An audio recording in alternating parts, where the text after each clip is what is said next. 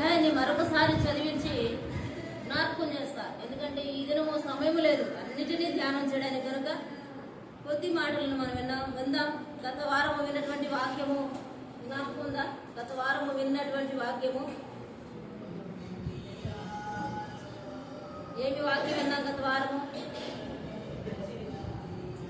విత్తువాని ఉపమానం విన్నాం. విత్తువాని ఉపమానములో ఎన్ని స్థలాలలో విత్తనాలు పడినాయి? ఎన్ని స్థలాలలో పడినాయి విత్తనాలు? 4 స్థలాలలో పడినాయి. 4 స్థలాలలో పడినటువంటి విత్తనాలు మనం చూసాం. మనము ఏ విధంగా ఉండాలని విన్నాం? 4వ నేలలో పడినటువంటి మంచి నేలలో పడిన మంచి విత్తనములు లాగా నూరంతలో ఫలము పొందేటువంటి వారముగా మనం ఉండాలని విన్నాం.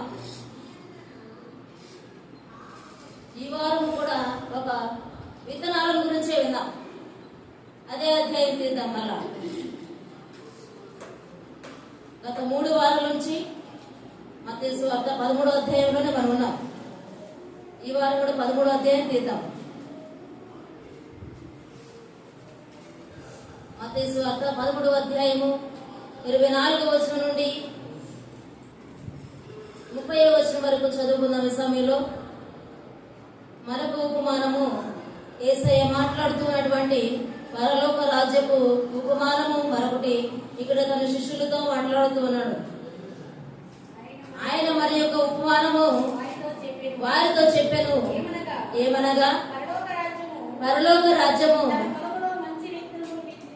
తన పొలములో మంచి విత్తనములు విత్తిన ఒక మనుషుని పోలి ఉన్నది. మనుషులు నిద్రించుచుండగా అతని శత్రువు వచ్చి గోధుమల మధ్యను గురుగులు విత్తిపోయెను. మొలకలు పెరిగి గింజ పట్టినప్పుడు గురుగులు కూడా అగపడెను. అప్పుడు ఇంటి యజమానుని దాసుడు అతని యొద్దకు వచ్చి, అయ్యా, నీవు నీ పొలములో మంచి విత్తనములు విత్తితివి కదా, అందులో గురుగులు ఎక్కడ నుండి వచ్చితివి అని అడిగిరి. ఇది శత్రువు చేసిన పని అని అతడు వారితో చెప్పగా ఆ దాసులు, మేము వెళ్ళి వాటిని పెరిగి కూర్చుంట నీకు ఇష్టమా అని అతనిని అడిగిరి. అందుకతడు వద్దు, గురుగులు పెరుగుచుండగా వాటితో కూడా ఒకవేళ గోధుమలను కూడా పెళ్లగింతురు, కోత కాలము వరకు రెండింటినీ కలిసి ఎదగనీయుడి. కోత కాలమందు గురుగులను ముందుగా కూర్చి వాటిని కాల్చివేయుటకు కట్టలు కట్టి గోధుమలను నా కొట్టులో చేర్చి పెట్టుకుని కోతగాండ్రతో చెప్పాను. ఇక్కడ 2 పంటలు మనకు కనబడుతూ ఉన్నాయి. ఏమేమి కనబడుతూ ఉన్నాయి? మంచి గోధుమలు కనబడుతూ ఉన్నాయి, గురుగులు కనబడుతూ ఉన్నాయి. దేవుడంట తన పొలములో మంచి విత్తనములు విత్తాడు. తన పొలము ఈ భూమి మీద మంచి విత్తనాలు విత్తుతూ ఉన్నాడు దేవుడు. వాక్యం అనే విత్తనాన్ని విత్తుతూ ఉన్నాడు మన హృదయంలో. విత్తిన వాక్యము ఏ విధంగా ఫలించింది అనేటువంటి విషయం విన్నాం. అదేవిధంగా ఇక్కడ విత్తినటువంటి విత్తనాలు మంచి విత్తనాలు దేవుడు విత్తాడు. కానీ మంచి విత్తనాల మధ్య మనుషులు నిద్రించుచుండగా అతని శత్రువు వచ్చి గోధుమల మధ్య గురుగులు కూడా విత్తి వెళ్ళాడు. దేవుడు మనకి వాక్యాన్ని బోధిస్తూ ఉన్నాడు, వాక్యాన్ని చెబుతూ ఉన్నాడు. ప్రతిరోజు ఆయన యొక్క వాక్యాన్ని మనకు వినిపింప చేస్తూ ఉన్నాడు, మన హృదయాలలో నాటుతూ ఉన్నాడు. ఈ సంఘములో మనల్ని నాటాడు, ఈ స్థలములో దేవుడు మనల్ని నాటాడు. నాటినటువంటి మన మధ్యలో గురుగులు వచ్చి విత్తుతూ ఉన్నాడు అపవాదైన శత్రువు. ఏ సమయంలో విత్తాడు? ఏ సమయంలో గురుగులను విత్తాడంటే నిద్రపోయే సమయంలో విత్తాడు. మనుషులు నిద్రపోవచ్చుండగా నిద్రించు సమయంలో గురుగులను అపవాది వచ్చి విత్తాడు. నిద్ర అంటే శారీరక నిద్ర కాదు, కానీ ఆత్మీయ నిద్రకు సూచనగా ఉంది. దేవుని వాక్యాన్ని వినినటువంటి మనము నిద్రపోతూ ఉన్నాం. దేవుని వాక్యాన్ని విన్నటువంటి మనము ఆ వాక్యాన్ని జాగ్రత్తగా మన హృదయంలో ఉంచుకోకుండా ఆత్మీయంగా నిద్రపోతూ ఉన్నాం, అశ్రద్ధగా ఉంటూ ఉన్నాం, సోమరితనంగా ఉంటూ ఉన్నాం, బద్ధకాన్ని ప్రదర్శిస్తూ ఉన్నాం, లెక్క లేకుండా మనం బ్రతుకుతూ ఉన్నాం, ఆత్మీయంగా నిద్రపోతూ ఉన్నాం. కనుక మన మధ్యలో గురుగులు వచ్చి అపవాది విత్తి వెళ్ళాడు. నిద్ర సమయము, ఆత్మీయంగా నిద్రపోయే సమయం. చాలా మందికి చాలా సందర్భాలలో నిద్ర వస్తుంది. అలాగూ మనము చేయవలసిన పని చేయకుండా నిద్రపోయినప్పుడు, దేవుని సన్నిధిలో ఉండాల్సిన స్థితిలో ఉండకుండా మనం ఉన్నప్పుడు అపవాది ఖచ్చితంగా మనలో గురుగులను విత్తుతాడు. దావీదు యుద్ధము భయంకరంగా జరుగుతున్న సమయంలో ఆయన ఏం చేశాడు? నిద్రపోయాడు. ఆ నిద్రపోయినప్పుడు అపవాది వచ్చి తన హృదయంలో గురుగులను విత్తి వెళ్ళిపోయాడు. ఆ గురుగులు విత్తినటువంటి గురుగులు దావీదులో మొలిచినాయి. దావీదులో మొలిచి అది ఫలించింది. దావీదు ఎంత క్షోభకు గురయ్యాడు. ఆత్మీయంగా నిద్రపోయిన పరిస్థితిలో ఆ గురుగులు వచ్చి, అపవాది వచ్చి దావీదు హృదయంలో గురుగులు విత్తిన కారణాన్ని బట్టి దావీదు ఎంత క్షోభకు గురయ్యాడు మనకు తెలుసు. తన సొంత కుమారుడు, తన కడుపును పుట్టిన కుమారుడు చంపాలని అడవుల వెంట పరిగెత్తించాడు. ఆత్మీయంగా మనము సోమరులుగా ఉంటే, ఆత్మీయంగా మనము నిర్లక్ష్యంగా ఉంటే, నిద్రపోతూ ఉంటే ఖచ్చితంగా గురుగులు మన హృదయంలో విత్తబడతాయి. అపవాది వచ్చి ఖచ్చితంగా మనలో గురుగులు విత్తుతాడు. గోధుమలు గురుగులు కలిసి పెరుగుతూ ఉన్నాయి. అయ్యి గింజలు పట్టిన తర్వాత గమనించారు. గింజలు పడడానికి ఎంత సమయం పడుతుంది? వరి నాటుతారు, అవి గింజలు పడడానికి ఎంత సమయం పడుతుంది? దగ్గరగా 4 నెలలు పట్టవచ్చు కదా. 4 నెలల వరకు అర్థం కాల ఈ గోధుమల మధ్యలో గురుగులు ఉన్నాయన్న విషయము. 4 నెలల వరకు, అంటే అది పరిపక్వత చెందే వరకు అర్థం కాదు. మనలో అపవాది గురుగులు విత్తి వెళ్ళే విషయం, మనలో అపవాది చెడు తలంపులు విత్తిన విషయము మనకి అర్థం కాదు. మనం ఆత్మీయంగా నిద్రలో ఉన్నాం కనుక, మనం ఆత్మీయంగా అశ్రద్ధగా ఉన్నాం కనుక మనలో గురుగులు విత్తిన విషయం మనకి తెలియదు. అది పరిపక్వత చెందిన తర్వాత, అది గింజ పట్టిన తర్వాత అప్పుడు అర్థమైంది. అప్పుడు అర్థమైంది దావీదుకు కూడా. ఏమైనా ఉపయోగం ఉందా? నాతాను ప్రవక్త వచ్చి ఆయనతో మాట్లాడుతూ ఉన్నాడు. 100 గొర్రెలను కలిగినటువంటి ఒక వ్యక్తి, ఒక గొర్రె కలిగిన వ్యక్తి దగ్గర ఆ గొర్రెను తెచ్చుకొని విందు చేసుకున్నాడని. అప్పుడు దావీదు మనోనేత్రాలు తెరవబడ్డాయి. అప్పుడు మాట్లాడుతూ ఉన్నాడు దావీదు, ఆ ఒక్క గొర్రెకు ప్రతిగా 4 గొర్రెలు ఇవ్వాలన్నాడు. ఆ విధంగా ఉంటుంది మన ప్రవర్తన. కొన్నిసార్లు మనం బాగానే ఉన్నాం అనుకుంటాం, కానీ అపవాది వచ్చి మనలో గురుగులు విత్తి వెళతాడు. ఎలాగా అర్థమైంది? మనకు ఒక తలంపు వచ్చినప్పుడు మన మనస్సాక్షి పనిచేసింది. ఇది నువ్వు చేయకూడదు, ఇక్కడ నువ్వు ఉండకూడదు అని దేవుని వాక్యం, దేవుడు ఆత్మ మనలో మాట్లాడుతున్నప్పుడు అక్కడ నుంచి పక్కకు వెళ్ళిపోతే అపవాది మనలో గురుగులు విత్తడు, అది పని చేయదు. కానీ మనం మాత్రం దేవుని ఆత్మ ప్రేరేపిస్తూ ఉన్నప్పటికీ, మన మనస్సాక్షి పనిచేస్తూ ఉన్నప్పటికీ అదే స్థలంలో ఉంటాం. దావీదు చేసింది అదే పని. సాయంత్రం మన నిద్ర లేసి మిద్ది మీద తిరుగుతూ ఉన్నాడు. ఆ సమయంలో తన చూపు వెళ్ళకూడని స్థలానికి వెళ్ళింది. ఏం చేయాలప్పుడు? వెంటనే అయ్యో ఏంటి నేను ఎట్లా చూస్తున్నాను, ఏంటి నేను ఎలా ప్రవర్తిస్తున్నాను, అక్కడ జరిగేటువంటి పరిస్థితి పని ఏంటి, నేను ఇక్కడ నిద్రపోయేది కాక ఇప్పుడున్న పరిస్థితి ఏంటి, నా చూపులు ఏంది ఎలాగొచ్చినాయి అని వెంటనే మిద్ది దిగి రావాల్సినటువంటి దావీదు. మనం కూడా అలాగే మనకి ఎదురైన సమయంలో వెంటనే మన చూపులు మరచుకోవాలి, మన ఆలోచనలు మరచుకోవాలి. మన పరిస్థితులను మార్చుకోవాలి. కానీ ఆ గురుగులు మనలో విత్తిన గురుగులు పరిపక్వత చెందే వరకు మనం అలాగుంటాం. అలా ఉండకూడదు. పైపెచ్చి వాళ్ళు మాట్లాడుతూ ఉన్నారు, ఎక్కడి నుండి వచ్చినాయ్యా అని యజమానులతో అడుగుతూ ఉన్నారు. ఎక్కడి నుంచి వచ్చినాయి తెలీదా? మనం ఎక్కడ పడిపోతున్నామో మనకు తెలీదా? మనం ఏం చేస్తున్నామో మనకు తెలీదా? ఎక్కడ నడుస్తూ ఉన్నామో తెలీదా? దేవుణ్ణి మళ్ళీ ప్రశ్నించే వారుగా మనం ఉంటాం. వాళ్ళు కూడా అలాగే అడుగుతూ ఉన్నారు, ఎక్కడి నుంచి వచ్చినాయి అంటా ఉన్నారు. అలాగే వీటిని పెరిగి వేస్తామయ్యా అంటున్నారు. గురుగులని మొలిచిన తర్వాత వీటిని పెరిగి వేస్తామంటా ఉన్నాడు. అప్పుడు దేవుడు ఏమంటా ఉన్నాడు, గురుగులతో పాటు నీకు ఇష్టమైతే పెరిగి వేస్తామన్నాడు. దేవుడు అంటున్నటువంటి మాటలు, గురుగులతో పాటు గోధుమలు కూడా పీకుతారేమో మీరు, ఇది అంటారు కదా పెద్దోళ్ళు. ఆ విధంగా గురుగులను పీకపోయి మీరు గోధుమలను కూడా పీకుతారేమో, వద్దులే కలిసి పెదగనేయండి. దేవుడు అవకాశం ఇస్తా ఉన్నాడు. గురుగులు మలిచినా కూడా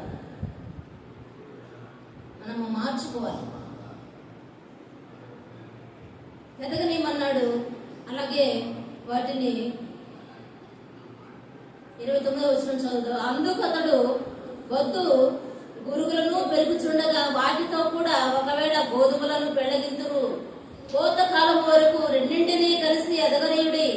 కోత కాలం మందు గురుగులు ముందుగా కూర్చి వాటిని కాల్చివేయుటకు కట్టలు కట్టి గోధుమలను నా కట్టలో చేర్చి పెట్టుడని కోత గాంటతో చెప్తా ఉన్నాడు. కోత కోసేటువంటి వారు ఎవరంటే దేవుని దూతలు కోత కోసేవారు.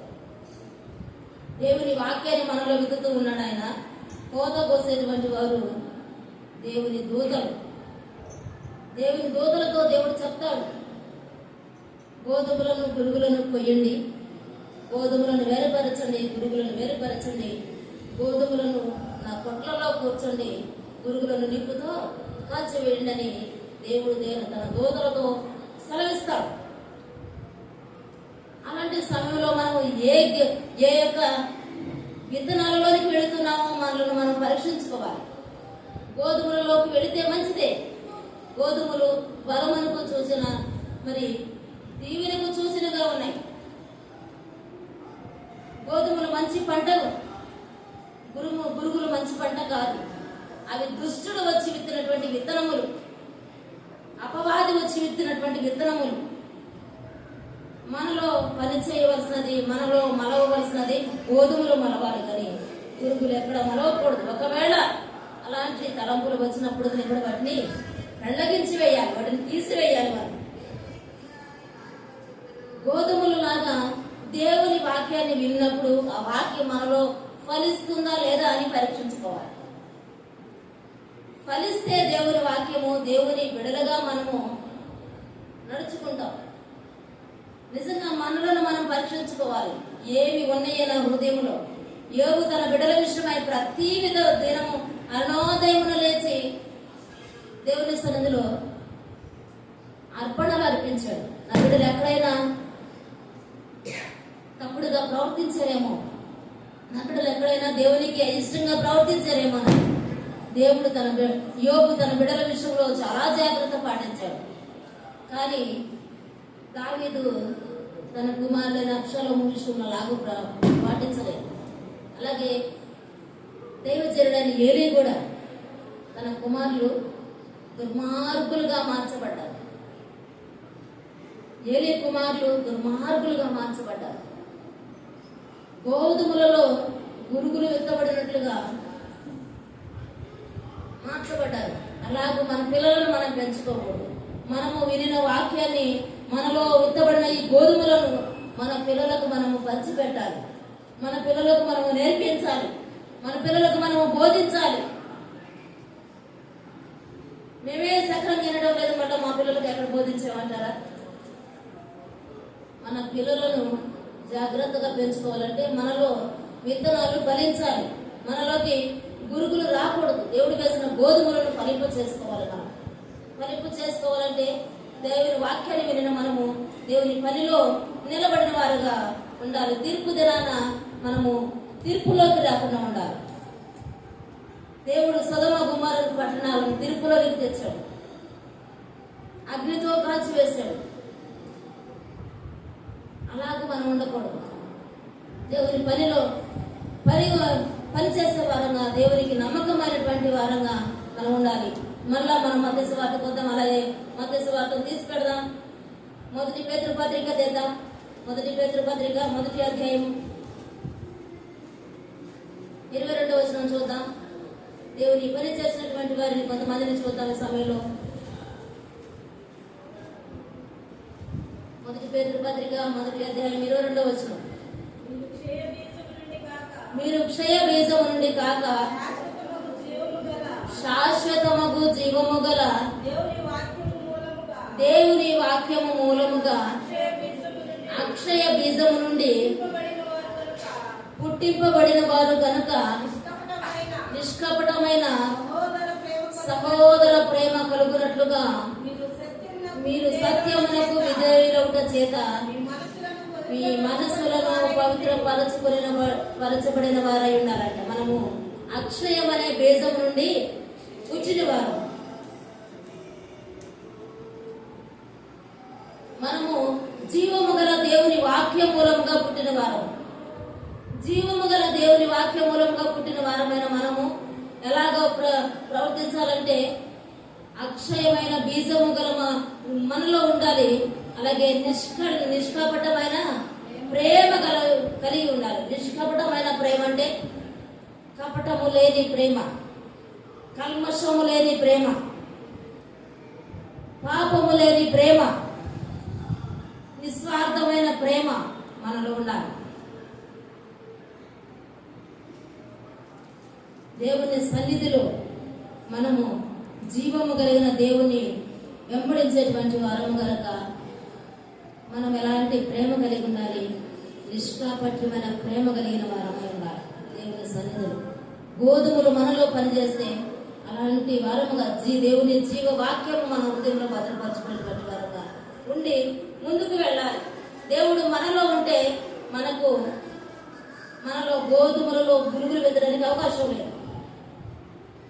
దేవుని వాక్యం మనలో ఫలిస్తే, నూరంతలుగా ఫలిస్తే ఇంకా ఎండిపోవడానికి అవకాశం లేదు, మరి కలక చెందడానికి అవకాశం లేదు, అలాగే పక్షులు ఎత్తుకెళ్ళడానికి అవకాశం లేదు. అది ఫలించి నూరంతలుగా ఉంటుంది. ఆ ఫలించినటువంటి ఆ పంట దేవునికి ఇష్టకరంగా ఉంటుంది కనుక ఆ విధంగా మనం ఉండాలి. మరి అపోస్తలుల కార్యం చేద్దాం. అపోస్తలుల కార్యంలో 8వ అధ్యాయంలో ఒక మాట చూద్దాం. దేవుని పరిచర్య చేసినటువంటి వారు ఉన్నారు. దేవుని వాక్యం మనలో ఉంటే దేవుని పరిచర్య మనం చేస్తాం. అపోస్తలుల కార్యంలో 8వ అధ్యాయము 5వ వచనం చూద్దాం. అప్పుడు ఫిలిప్పు సమరయ పట్టణము వరకు వెళ్లి క్రీస్తును వారికి ప్రకటించుచుండెను. జన సమూహములు విని ఫిలిప్పు చేసిన సూచక క్రియలను చూచినందున అతడు చెప్పిన మాటల యందు ఏక మనస్సుతో లక్ష్యం ఉంచగా ఆయన ఏం చేస్తా ఉన్నాడు? సువార్త ప్రకటిస్తున్నాడు. గోధుమలను మన హృదయంలో నిజంగా ఉంచుకుంటే, గోధుమ పంట వంటి వారు మనమైతే దేవుని వాక్యాన్ని ప్రకటన చేసే వారంగా ఉంటాం. మన తోటి వారికి స్వార్థ ప్రకటించేటువంటి వారంగా ఉంటాం. అలాగూ చేశారు కనుక మరి ఫిలిప్పు ఆ విధంగా స్వార్థ ప్రకటించాడు కనుక, క్రీస్తుని గురించి ప్రకటించాడు కనుక ఏక మనసుతో ఆయన మాటలు యందు లక్ష్యం ఉంచారంట.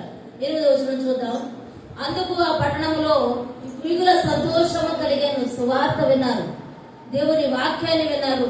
వాక్యమును బట్టి వారు మిగుల సంతోషం గలవారుగా మార్చబడ్డారు.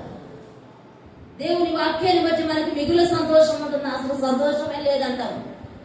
దేవుని వాక్యములో ఎక్కడ సంతోషం ఉంది, ఎక్కడ ఏమంటారు సరదా, కాసేపు అలాంటి ఏముండవు కదా. దేవుని వాక్యము నిజముగా మనము ప్రేమిస్తే, దేవుని వాక్యాన్ని నిజముగా మనం అనుసరిస్తే వాక్యములో ఉంది సంతోషం. నిజమైన సంతోషము, శాశ్వతమైన సంతోషము ఈ వాక్యములోనే ఉంది. మనం ఏమనుకుంటామంటే ఒక 5 నిమిషాలు ఏదన్నా ఇతర కార్యక్రమాలను చూస్తే సంతోషం ఉంటుంది, ఏదన్నా మాట్లాడుకుంటుంటే సంతోషం ఉంటుంది అనుకుంటాం, కానీ దేవుని వాక్యంలో నిజమైన సంతోషం ఉంది. అలాంటి నిజమైన సంతోషాన్ని మనము అనుభవించగలుగుతూ ఉన్నామా? దేవుని వాక్యము మనలో ఉంటే నిజమైన సంతోషం అనుభవించగలుగుతాం. మరి 11వ వచనం చూద్దాం. అప్పుడు సీమోను కూడా నమ్మి బాప్తిస్మం పొంది ఫిలిప్పును ఎడబాయకుండి సూచక క్రియలను గొప్ప అద్భుతములను జరిగించుట చూసి విభ్రాంతి నొందడంట. సీమోను కూడా ఫిలిప్పును విడిచిపెట్టలేదు. ఆయన కూడా సువార్తను నమ్మాడు, బాప్తిస్మం పొందాడు. దేవుని వాక్యంలో మనం సంతోషించాలి. దేవుని వాక్యంలో సంతోషించిన మనము నమ్మాలి దేవుని వాక్యాన్ని, బాప్తిస్మము పొందాలి, ఎడబాయకుండా ఉండాలి దేవుని వాక్యంలో. ఫిలిప్పును ఎడబాయకుండా సీమోను ఉన్నాడు. మనము దేవునిని ఎడబాయకుండా ఉండగలుగుతూ ఉన్నామా? దేవుని వాక్యము వింటూ ఉన్నాము, దేవుని విత్తనము మనలో పనిచేస్తే మనము దేవునిని ఎడబాయకుండా ఉంటాం. అలాగ కాకుండా మన ఇష్టానుసారంగా మనము నడుచుకునేటువంటి వారుగా ఉన్నామంటే కారణము దేవుని వాక్యం మనలో లేదు, గురుగులు మనలో విత్తబడుతూ ఉన్నాయి. కనుక మనము దేవుని వాక్యానుసారంగా దేవుని వాక్యంలో ఆనందించలేకపోతున్నాం. 18వ అధ్యాయం 1వ వచనం చూద్దాం.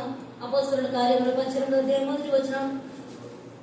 అటు తర్వాత పౌలు ఏథెన్సు నుండి బయలుదేరి కొరింథునకు వచ్చి పొంతు వంశీయుడైన అకులను ఒక యూదునికి అతని భార్య అయిన ప్రిస్కిల్లను కనుగొని వారి యొద్దకు వెళ్ళాను. యూదులందరూ రోమా విడిచి వెళ్లిపోవాలనని క్లౌదియా చక్రవర్తి ఆజ్ఞాపించినందున వారి ఇటలీ నుండి క్రొత్తగా వచ్చిన వారు వృత్తికి డేరాలు కుట్టువారు. పౌలు అదే వృత్తి వాళ్ళు గలవాడు కనుక వారితో కాపురం ఉండెను. వారు కలిసి పని చేయుచుండిరి. అతడు ప్రతి విశ్రాంతి దినమున సమాజ మందిరములో తర్కించుచు యూదులను క్రీస్తు దేశస్థులను ఒప్పించుచు ఉన్నాడంట. అకుల్లా ప్రిస్కిల్లా కూడా వీరితో ఏకీభవించారు, పౌలుతో ఏకీభవించారు. అకుల్లా ప్రిస్కిల్లా అంటే ఎవరు వాళ్ళు? ఎప్పుడైనా విన్నామా ఈ పేర్లు? అకుల్లా ప్రిస్కిల్లా ఎవరు? అకుల్లా ప్రిస్కిల్లా భార్య భర్తలు, దేవుని పనిలో ఏకీభవించిన వారు, దేవుని పని చేసిన వారు, వృత్తికి డ్యారాలు కుట్టుకునే వారైనా కూడా వారు దేవుని పనిలో సహకరించిన వారుగా ఉన్నారు. అలాగే వారు సమాజ మందిరమునకు వెళ్లి ప్రతి విశ్రాంతి దినమున వెళుతూ ఉన్నారు.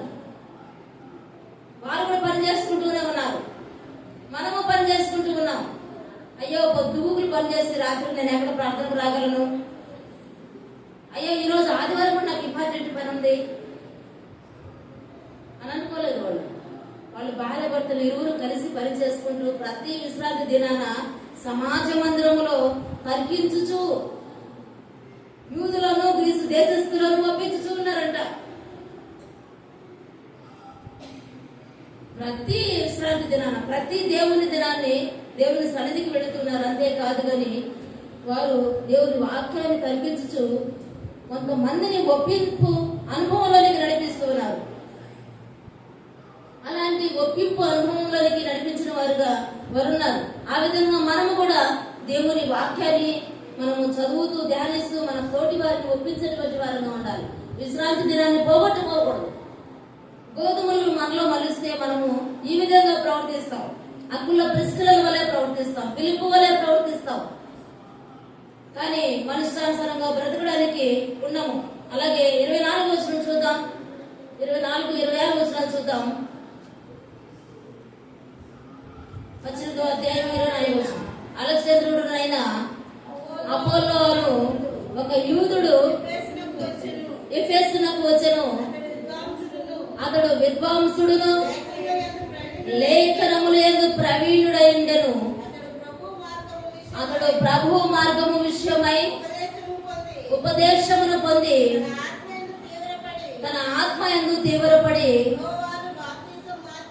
యోహాను బాప్తిస్మము మాత్రమే తెలుసుకొనిన వాడైనను యేసును గూర్చిన సంగతులు వివరముగా చెప్పి బోధించుచు సమాజ మందిరములో ధైర్యముగా మాట్లాడని ఆరంభించిన సమాజ మందిరములోనంట ధైర్యంగా మాట్లాడడానికి ఆరంభించాడు. నిలబడడానికి దేవుని సన్నిధిలో ధైర్యము మనకు కావాలి, పిరికి వారము కాదు మనము. 26వ వచనం, ప్రిస్కిల్ల అకుల్లయు విని అతన్ని చేర్చుకొని దేవుని మార్గమును మరి పూర్తిగా అతనికంట విషదపరిచారు. అకుల్ల ప్రిస్కిల్ల వారిని చేర్చుకొని దేవుని మార్గాన్ని మరి పూర్తిగా దేవుని మార్గాన్ని విషదపరిచారు. మన దగ్గరికి ఎవరైనా వచ్చారంటే దేవుని వాక్యాన్ని వారికి అర్థమయ్యేటట్టు చెప్పాలంటే మనం నేర్చుకోవాలి. మొదట మనము దేవుని సన్నిధికి వచ్చి దేవుని పాదాల దగ్గర కూర్చొని నేర్చుకుంటేనే మనం చెప్పగలుగుతాం. అక్కుల ప్రిస్కిల వారు చేసుకుంటూనే దారాలు కుట్టుకుంటూనే మరి పరిచయం చేసే వారితో నడుస్తూ ఉన్నారు, వారిని చేర్చుకుంటూ ఉన్నారు, వారికి ఆతిథ్యం ఇస్తూ ఉన్నారు. అలాగే వారు వాక్యాన్ని విశదపరిచి బోధించే వారిగా కనబడతా ఉన్నారు. మనం అలాగా బోధించే వారంగా తయారవ్వాలి. వినడం మాత్రమే కాదు, వింటూ ఉన్నాం, విని విడిచిపెడుతున్నాం. అదే సమస్య. విని విడిచిపెట్టకుండా మన హృదయాలలో భద్రపరుచుకున్నట్లయితే మనము చాలా జాగ్రత్తగా ఉంటాం. మరి నిద్రపోయే వారికి జాగ్రత్త ఉండదు. మత్తయి సువార్తలో వారు చేసిన పని అదే. నిద్రించుచుండగా అపవాది వచ్చి వారి మధ్యలో గురుగులు విత్తి వెళ్ళాడు. మనము ఆత్మీయంగా నిద్రపోకూడదు. మనం ఆత్మీయంగా జాగ్రత్తగా ఉండాలి. మనం ఆత్మీయంగా జాగ్రత్తగా ఉన్నప్పుడు ఆ విధంగా మనం ఫలించగలుగుతాం. మరి మత్తయి సువార్తలోనికి మనం వద్దాం. మత్తయి సువార్త 13వ అధ్యాయంలోనికి మనం వద్దాం. మళ్ళా 36వ వచనం నుండి మళ్ళా చదువుదాం. అప్పుడైన జన సమూహములను పంపివేసి ఇంటిలోనికి వెళ్ళగా ఆయన శిష్యులు ఆయన ఎద్దకు వచ్చి పొలములోని గురుగులను కూర్చిన ఉపమాన భావము మాకు తెలియజెప్పమన్నారు. మళ్ళా మాట్లాడుతున్నారు యేసయ్య తోటి. ఈ పొలంలో గురుగులను గురించిన ఉపమానం ఏంటి, మరలా మాకు చెప్పయ్యా అని మాట్లాడుతా ఉన్నారు యేసయ్యతో. అందుకు ఆయన ఇట్లా, నేను మంచి విత్తనము విత్తువాడు మనిషి కుమారుడు అంట. మంచి విత్తనాన్ని ఎవరు విత్తారు? మనిషి కుమారుడు విత్తాడు. మనిషి కుమారుడు అంటే ఎవరు? యేసయ్య. మంచి విత్తనమును మనిషి కుమారుడు విత్తాడు. ఆ పొలము లోకము. దేవుడు లోకములో దేవుని వాక్యాన్ని విత్తుతూ ఉన్నాడు. దేవుడు మనలో ఆ వాక్యాన్ని విత్తుతూ ఉన్నాడు. మరి చదువుదా. మంచి విత్తనము రాజ్య సంబంధులు, గురుగులు దుష్టుల సంబంధులు అంట. మంచి విత్తనము విత్తువాడు మనిషి కుమారుడు. మంచి పొలములో మంచి విత్తనమును రాజ్య సంబంధులు. మంచి పొలములో విత్తబడిన మనము పరలోక రాజ్య సంబంధులము. మనిషి కుమారుడు విత్తన విత్తనములు మనలో పనిచేయాలి. మనము పరలోక రాజ్య సంబంధం. మనం పాట పాడతాం కదా. ఏం పాట పాడతాం? పరదేశంలో ప్రియులారా, మన పురం ఇది కాదు. ఇప్పుడు పాడారు ఎప్పుడన్నా పాట? ఆ పాట పాడాలంటే ఎవరన్నా చనిపోవాలి, అక్కడికి వెళ్ళాలి. అది కూడా బయలుదేరినాక పాడాలి. బయలుదేరేటప్పుడు ఆయాసము, రొప్పు, ఇంకెక్కడ మనం పాడేదా పాట? ఆ పాట మనం పాడుకోవాలి, ప్రతిరోజు జ్ఞాపకం చేసుకోవాలి. ఏ రాజ్యం అంటే మనది? పరదేశం మనది. పరలోక రాజ్యం మనది. ఇది కాదు మనది, మన శాశ్వతం ఇది కాదు. అబ్రహాము తన భార్య అయినటువంటి శారా కొరకు తన వెల చెల్లించి భూమిని కొన్నాడు. మక్కెల్లా గుహలో భూమిని కొన్నాడు. ఏమి గుర్తెరిగిన వారుగా అబ్రహాము జీవించాడంటే, మేము పరదేశులము, ఈ దేశము మాది కాదు, మాకు కావలసినది సమాధికి మాత్రమే భూమి కావాలి, కానీ అంతకు మించి ఇంక ఈ లోకములు ఏది అక్కర్లేదు అని బ్రతికారు అబ్రహాము శారాలు తన జీవితంలో. పరదేశులకు చేరాలంటే దేవుని వాక్యము, మంచి వాక్యము మనలో ఫలించాలి. రాజ్య సంబంధులము గురుగులు దుష్టుని సంబంధులు. గురుగులు ఎవరి సంబంధులు అంట? దుష్టుని సంబంధులు. గురువులు అంటే ప్రవర్తన కలిగిన వారు దుష్టుని సంబంధులు. అలాంటి దుష్టత్వం మనలోనికి రావడానికి వీల్లేదు. మనము దుష్టులుగా ఉండడానికి వీల్లేదు. వాటిని విత్తిన శత్రువు అపవాది. కోత యుగ సమాప్తి, కోత కాలం, కోత కోయవారు దేవదూతలు. కోత అంట యుగ సమాప్తి. కోత కోయమంటే ఇంక సమాప్తి అయినట్లే. కోత కోయవారు ఎవరు? దేవదూతలు కోత కోయడానికి వస్తూ ఉన్నారు. గురుగులు ఎలాగూ కూర్చబడి అగ్నిలో కాల్చివేయబడునో అలాగే యుగ సమాప్తి అందు జరుగును. యుగ సమాప్తిలో ఏం జరిగిందంట? గురుగులు కూర్చబడి అగ్నిలో కాల్చివేయబడినట్లుగా యుగ సమాప్తిలో మనలను కూడా తీర్పు దినాన లెక్క చూసే రోజు ఉంది ఖచ్చితంగా. ఆ తీర్పు దినాన లెక్క చూసే రోజు గురుగులలో చేరతామో మనము, గోధుమలలో చేరతామో మనల్ని మనం ఆలోచన చేసుకోవాలి. ఎక్కడ మన హృదయంలో గురుగులు విత్తి వెళ్ళాడు అపవాది గమనించుకోవాలి. మనలో ఆ విత్తుని, ఆ గురుగులు పరిపక్వతలోకి వస్తున్నాయేమో మనము దినదినము ఆలోచన చేసుకోవాలి, పరిశోధన చేసుకోవాలి. దేవుని సన్నిధిలో, దేవుని పాదాల దగ్గర మనము ఆలోచన చేయాలి. 30వ వచనం చూద్దాం, 39వ వచనం చూద్దాం. వాటిని విత్తిన నీ శత్రువు అపవాది, కోత యుగ సమాప్తి, కోత కోయేవారు దేవదూతలు, గురుగులు ఎలాగూ కూర్చబడి అగ్నిలో కాల్చివేయబడును అలాగే యుగ సమాప్తి ఎందుకు జరుగును.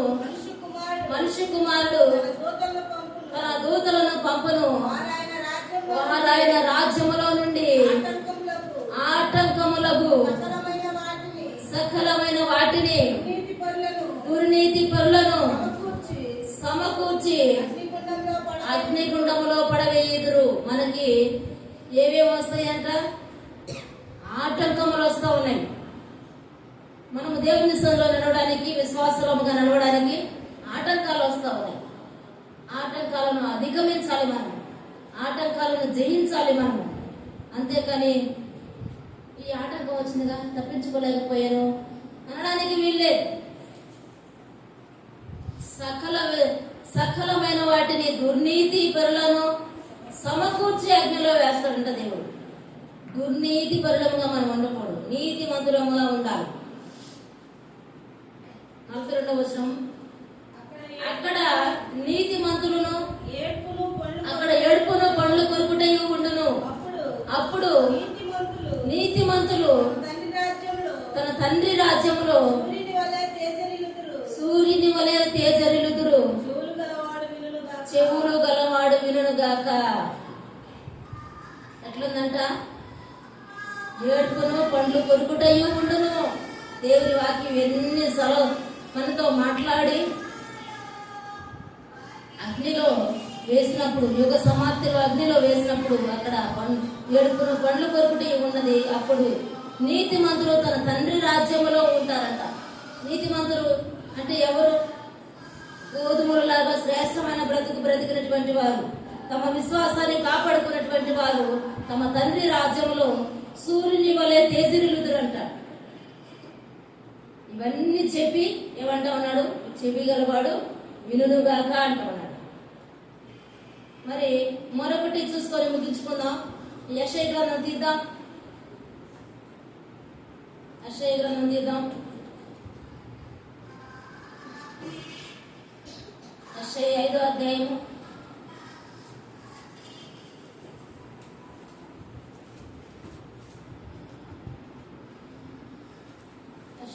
5వ అధ్యాయం తీద్దాం. తీర్పుని గురించి 5వ అధ్యాయం 16వ వచనంలో, సైన్యములకు అధిపతియగు యెహోవాయే తీర్పు తీర్చును, తీర్పు తీర్చి మహిమపరచబడును. పరిశుద్ధుడైన దేవుడు నీతిని బట్టి తన్ను పరిశుద్ధపరచుకొనును. ఎట్లంట సైన్యములకు అధిపతి యెహోవాయే తీర్పు తీర్చేటువంటి వాడు.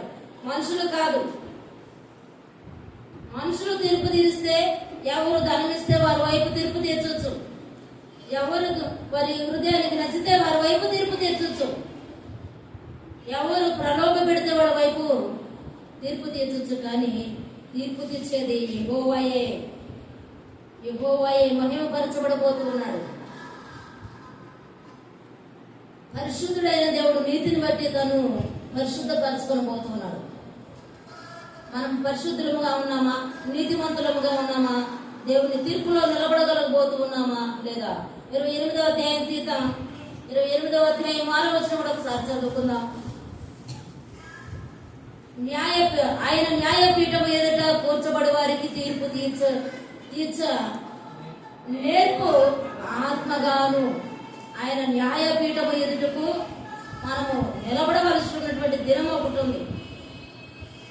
ఆయన న్యాయపీఠం ఎదుట కూర్చబడి వారికి తీర్పు తీర్చు నేర్ప ఆత్మగాను.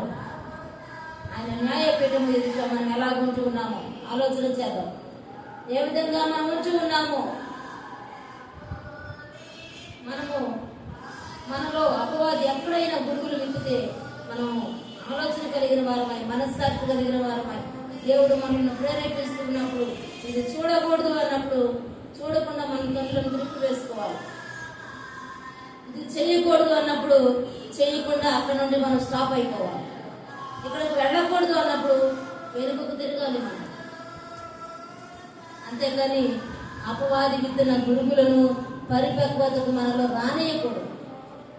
అవి వచ్చినట్లయితే దేవదూతలు వచ్చి ఆ పంటను కోసినప్పుడు గురుగులు తీసి అగ్నిలో కాల్చివేయబడినట్లుగా దేవుడు తన న్యాయపీఠం ఎదుట మనం నిలబడినప్పుడు గోధుమలలాగా శ్రేష్టమైనటువంటి వారుగా ఉంటున్నామా, లేదంటే గురుగులలాగా అగ్నిలోకి నెట్టబడే వారుగా ఉంటూ ఉన్నామా? మనల్ని మనం ఆలోచన చేసుకున్నాం.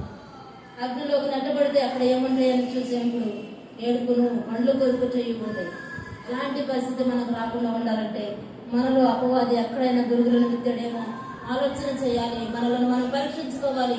మనలను మనము స్వపరీక్ష చేసుకోవాలి. గురుగులను మనలో నుండి తీసివేసుకొని మనము పరలోక రాజ్యములో ప్రకాశించేటువంటి వారముగా ఉండాలి. ఆ విధంగా దేవుడు మనలను మార్చి ఆశీర్వదించాలంటే మనలో విత్తబడినటువంటి గోధుమలు ఫలించాలి. దేవుడు మన తండ్రి రాజ్యములో సూర్యుని వలె తేజరెళ్ళే ఇటువంటి వారముగా మన తండ్రి కుడి పార్శ్వమున మనం అందరమే ఉండుముగాక. ఈ కొద్ది మాటలో దేవుడు మన వెనుకలో దీవించిన గాక. మొక్కలు తాము ప్రార్థన చేసుకుందాం. మహాగరుడ మహోన్నత మమ్మల్ని మిగిలిగా ప్రేమించిన దేవా మీకు వందనాలు స్తోత్రాలు చెల్లిస్తున్నాం. మా తండ్రి, మా ప్రభా, మీ ప్రేమను బట్టి, మీ దయను బట్టి తండ్రి నా నాయన మమ్మలను నాయన మంచి పొలముగా మీరు మార్చారు నాయన. మంచి విత్తనాలు మాలో విత్తుతూ ఉన్నారు తండ్రి, మీకు స్తోత్రాలు ప్రభా. మీరు విత్తిన విత్తనాలను ఫలించేటువంటి అనుభవం మాలో దయచేయండి. కృప చూపండి, సహాయం చేయండి తండ్రి, మీకు స్తోత్రాలు ప్రభా. మీకు మహిమకరంగా మా జీవితాలను మార్చడం నాయన. మా దేవాల నాయన, మా ప్రభా, మా తండ్రి అయిన మీ రాజ్యంలో మేము సూర్యుని వలె ప్రకాశించేటువంటి వారముగా తేజరెళ్ళే వారముగా మమ్మల్ని మీకు సిద్ధపరచడం నాయన. కృప చూపండి అయ్యా. మీ న్యాయపీఠం ఎదుట నిలబడడానికి ధైర్యం మీరు మాకు దయచేయడం తండ్రి, మీరు కృప చూపండి. అలాంటి విశ్వాసము మాకు దయచేయడం ప్రభా. మాలో ఎక్కడైనా గురువులు అపవాది విత్తిపోయినట్లయితే వాటిని తొలగించుకునేటువంటి జాగ్రత్తలు మీరు మాకు దయచేయడం తండ్రి, మీకు స్తోత్రాలు. ఆయన ఆత్మీయంగా మాలో ఉన్న ప్రభా నిద్ర తొలగించిన ప్రభా, ఆత్మీయంగా మాలో ఉన్న సోమర్థనం తొలగించిన నాయన, ఆత్మీయంగా మాలో ఉన్న బద్ధకము తొలగించిన తండ్రి, కృప చూపడం నాయన. శ్రద్ధ కలిగిన వారిగా మార్చిన తండ్రి, ఫలింపు దయచేయడం తండ్రి, మీకు స్తోత్రాలు. నిరంతర ఫలము పొందేవారిగా మమ్మల్ని మీరు సిద్ధపరచిన దేవా, కృప చూపడం నాయన. తండ్రి నాయన మీరు ఆకడంలో నాయన మిమ్మల్ని ఎదుర్కొనే విశ్వాసం మీరు మాకు దయచేయడం తండ్రి, కృప చూపి మహిమ పొందమని. ఇదిగో ఇవి నేను వాక్యాన్ని